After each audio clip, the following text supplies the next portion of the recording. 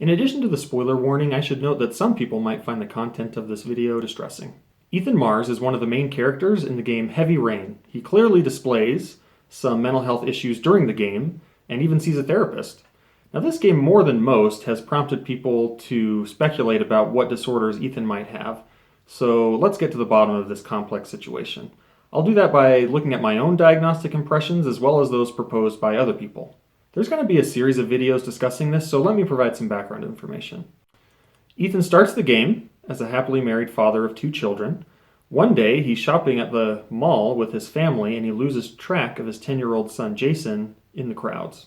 He finally finds Jason, but just before he's wandering into the street. Ethan dives to try to save his son, but he's too late and Jason is killed by an oncoming car.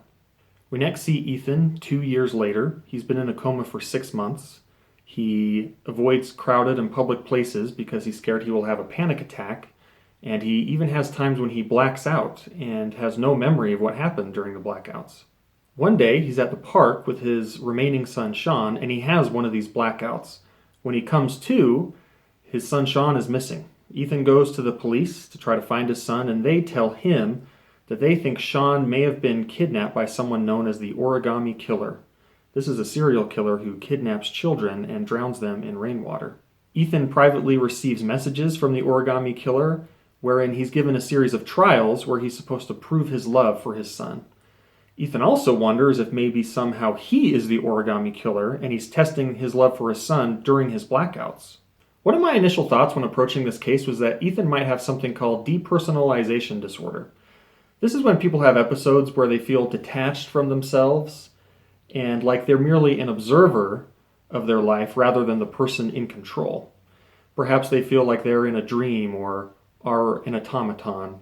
Now, many people actually have brief episodes of depersonalization, but this disorder is characterized by causing significant distress to that person in their life. Now, this certainly seems to be the case with Ethan. Part of depersonalization disorder is that while the person is in that state, they are still able to test reality.